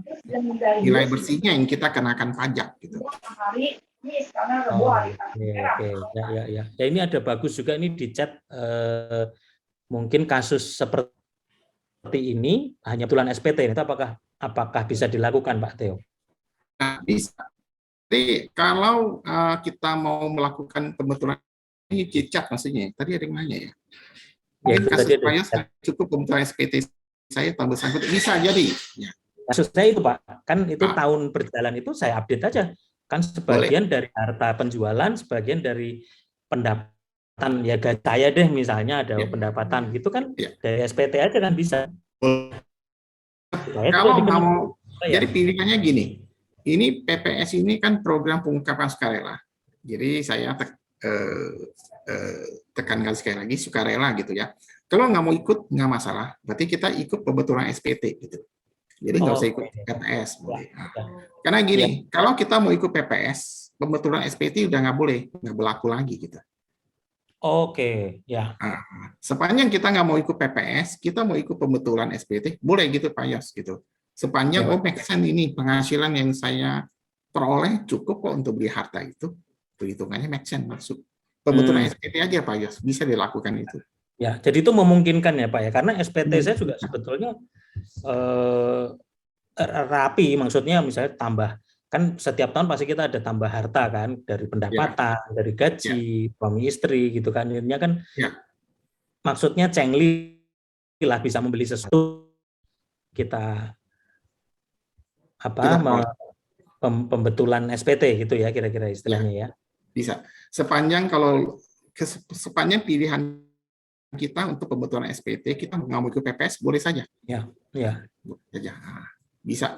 Sepanjang hitungannya tadi Pak Yos bilang, dari segi penghasilan cukup kok untuk beli harta ini kan. Ya udah saya pembetulan SPT aja, saya balik ke yang tahun 2017, boleh Pak Yos. Oke. Nah, satu lagi yang terakhir tadi Pak Theo, kalau harta yang dipegang oleh jadi papa sudah tidak ada, lalu mama akhirnya karena nggak punya NPWP dan sudah nggak mau punya NPWP, sudah lapor ke kantor pajak juga, oh ya wajar lah Ibu 70 tahunan sudah nggak, dan sudah dagang nggak apa gitu ya, nggak ada usaha gitu kan, tapi punya aset gitu kan, akhirnya ya udah daripada ini hartanya papa yang jatahnya mama ini sudah dijadiin aset, yang nggak kelihatan deh, misalnya gitu ya. Nah ini kan nggak kelihatan nih Pak Theo ya. Maksudnya apakah perlu dilaporkan pada saat mamah masih hidup? Tujuannya supaya gini Pak, maksudnya kedepannya nanti akhirnya kan bisa menjadi beban, tiba-tiba anak dapat nih punya emas kilo misalnya gitu kan, jadi itu yang perlu dilaporkan, bebannya kan di anak nanti jadi. Ya, emang bebannya dia. Nah, yang saran Bapak gimana? Saya yang tanyakan dulu papanya lapor nggak emasnya itu di SPT-nya? Papa kalau gini, karena gini, waktu papa masih hidup itu belum berwujud emas, karena masih berbentuk aset, rumah misalnya properti gitu. Rumah properti. Lalu dijual lah itu, gitu kan. Cuman karena yaudah dah, mamah lebih baik nggak usah punya NPWP, nanti repot lagi karena sudah sepuh gitu ya. Udah kalaupun megang sesuatu, megang yang nggak kelihatan aja, yang nggak pakai surat-surat, pakai emas aja deh misalnya gitu. Jadi kalau dibilang sudah dilaporkan SPT sudah dalam bentuk rumah, Tapi rumahnya sudah dijual kan dan dilaporkan lagi pembetulan SPT kan. Iya, berarti waktu dijual, berarti itu kan kena pajak ya. Kena pajaknya di rumah kan, 2,5% kan ya. Atau Betul. zaman dulu 5% gitu ya. Ya itu sih sebenarnya sih udah oke sih. Karena gini, sebenarnya kalau papa meninggal, itu suami istri itu satu NPWP, Pak Yos. Jadi kalau papa meninggal, sebenarnya kita bisa ke kantor pajak otomatis ajukan itu NPWP suami ke NPWP istri, itu bisa. Nah, kasusnya NPWP papa ini ditutup gitu. Karena sudah tidak bekerja dan jadi intinya kan papa sudah adanya juga mati akhirnya dimatikan gitu ya. Oh dimatikan ya, bukan di non-efektifkan ya. Jadi bukan di nonaktif atau akhirnya berpindah ke mama gitu karena satu NPWP ditutup ya. Oh, betul-betul ditutup gitu karena mama nggak mau repot gitu. Nggak mau repot. Bagaimana dengan hasil penjualan properti yang akhirnya misalnya contohnya diwujudkan dalam bentuk emas karena supaya nggak mau pusing kan gitu kan. Tapi kan ini jadi blunder Pak. Jadi jangan sampai kita salah, makanya mohon saran. Apakah nanti ketika mama nggak ada misalnya tiba-tiba ada harta lagi kan harus dilaporin lagi gitu. Seakan-akan dianggap kita belum lapor. Iya, akhirnya memang problemnya harus di administrasi, harus dicatat rapi gitu Pak Yos. Jadi yang penting papa SPT-nya sebelum ditutup pelaporannya ada harta, ada rumahnya kan gitu ya. Nah terus rumahnya kan dijual sama mama, tapi udah kena pajak. Penjual rumahnya itu kan mama belikan emas gitu ya, atau mungkin deposito atau sebagainya. Nah sepanjang bisa dibuktikan itu masih oke lah gitu loh Pak Yos. Ya, jadi surat ketika penutupan pajak itu masih buat pembuktian nanti ke depannya gitu ya. Ya, buat pembuktian bahwa surat dokumen pajak yang untuk penjualan rumah itu masih disimpan, masih bisa gitu. Jadi suatu saat kalau ditanya, "Mama, uangnya dapat dari mana?" Ini kan saya jual rumah. Rumah suami saya yang sudah meninggal. Ini loh pajaknya yang sudah saya bayar. Sepanjang bisa dibuktikan sih oke. Gitu masih oke Pak Yos gitu. Nah, yang bagian anak yang sudah misalnya nih sebagian dibagi nih sama anak. Nah, itu apakah perlu dilaporkan, Pak? Kalau hibah emang perlu dilaporkan sih ya. Hibah ya. Nah, hibah dari orang tua ke anak ya, garis lurus ya, vertikal dari atas ke bawah atau bawah ke atas itu tidak kena pajak sih. Hibah dari orang tua ke dari ayah atau ibu ke anak atau anak ke ayah itu nggak kena pajak. Kena pajak ya Pak ya? Ya, sepanjang bisa dilaporkan, nah teratur gitu rapi gitu. Tapi waktu kita laporkan di PPS ini yang TA2 ini kena lagi dong Pak 14% itu. Kalau mau ikut PPS emang tarifnya mahal Pak ya 14%. Jadi PPS ini kita melaporkan harta yang sebenarnya dulu belum dilaporkan oleh orang sama sekali. Ya kita atau ibu kita atau orang kita belum laporkan, ya kita laporkan gitu loh. Nah, tujuannya supaya jangan sampai suatu saat setelah itu ketemu nih hartanya ini gitu loh. Terus kita nggak melaporkan. Nah, itu kan jadi kena dendanya gede ya. Tadi seperti tadi risikonya gitu. Nah, dari anak nih kalau saran Pak Teo misalnya kita sebagai anak itu padahal misalnya menjadi barang emas itu ya, aset emas itu sendiri kan sudah sebetulnya hartanya sudah dilaporkan karena dari jual rumah kan udah bayar pajaknya kan. Iya. Ketika itu turun ke anak, si anak ini perlu laporkan juga nggak Pak? Apa kan jadi 2 kali nih ininya? Iya, berarti ini adalah hibah kan ya. Berarti kan bukan warisan, hibah ya kan, karena orangnya kan masih ada. Hibah karena itu karena kalau sebaiknya sih dilaporkan sebagai harta ya, sebaiknya dilaporkan sebagai hartanya di SPT anaknya gitu ya. Nah dilihat kalau misalnya pajaknya ya SPT anaknya. Nah kalau ini PPS ini kan problemnya harta yang belum dilapor ya. Tadi kan sang mama sudah menjual rumah yang sudah dilaporkan oleh papa kan. Ya. Sudah dijual rumah, papanya sudah pernah lapor tuh rumahnya di SPT-nya, kemudian rumahnya dijual sudah kena pajak. Dan hasil penjualan rumahnya diberikan emas, ya kan gitu ya. Emasnya diberikan ke anaknya, ya paling anaknya bisa hibah gitu loh ya. Nah, saran Pak Teo lebih baik pembetulan SPT dilaporkan di dalam SPT tahunan saya atau ikut di dalam PPS Pak. Karena kalau secara hitung-hitungan kan kena bayarnya gede gitu 14%. Ya, itu tergantung ya. Kalau saran bisa aja dikembalikan ke orangnya ya, bisa memilih gitu ya. Kalau mau pembetulan SPT, sepanjang SPT bisa gitu ya. Sepanjang oke masuk logika boleh saja gitu ya. Kalau misalnya SPT kosong rupanya nggak ada harta itu dan income-nya nggak mencukupi kan, tahu-tahu menongol harta segitu besar kan jadi pertanyaan. Ya, Sebaiknya diikut PPS gitu ya.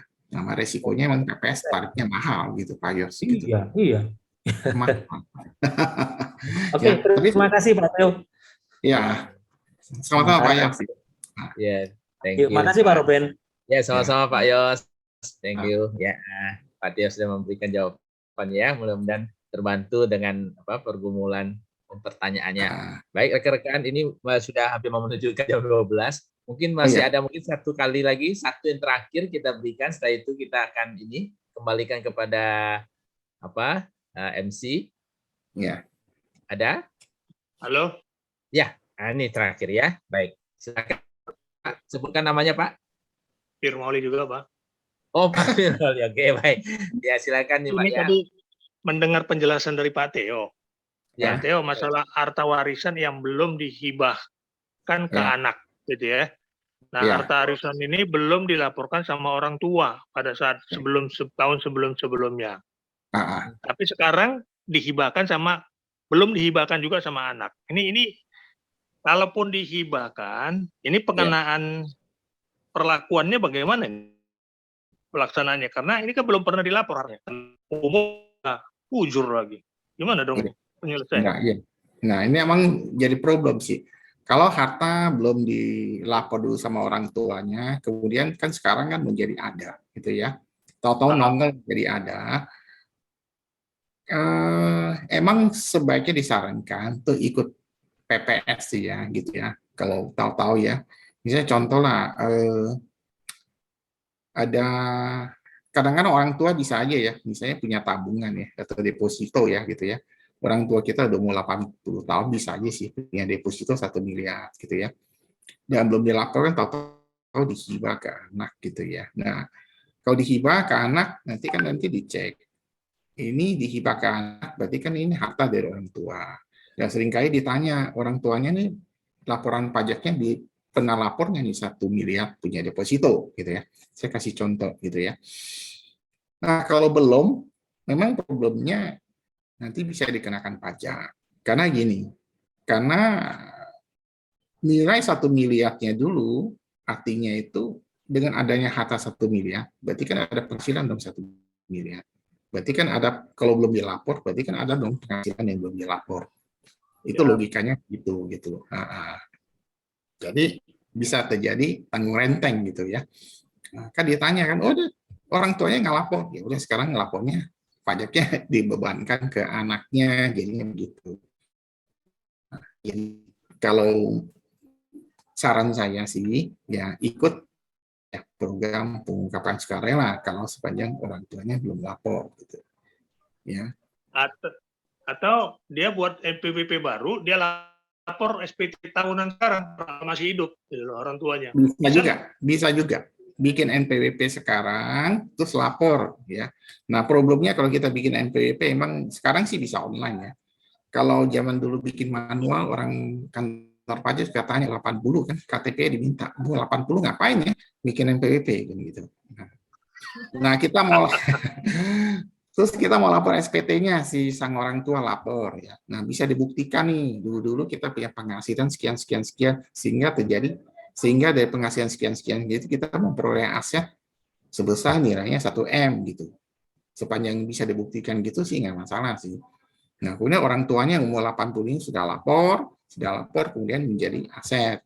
Nah, nanti mohon maaf ya, setelah nggak ada gitu ya, setelah almarhum bisa diwariskan ke anak, jadi anak nggak kena lagi pajak, atau bisa dihibahkan ke anak gitu ya. Nah,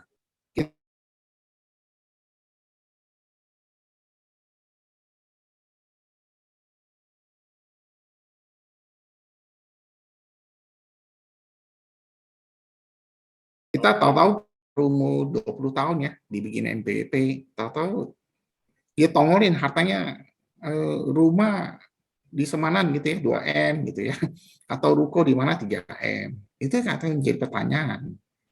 Si anaknya dari mana harta ini? Tahu-tahu nongol segitu besar, kan begitu kan? Kita harus buktikan. Nah, tetapi kalau misalnya orang tua kita yang udah umur 80 tahun, tahu-tahu lapor punya NPWP, tahu-tahu kita punya, orang tuanya punya harta nih 1 miliar, punya rumah. Kan buktikan nggak ditanya, rumah dari mana 1 miliar? Oh ada nih, dulu penghasilan saya begini nih.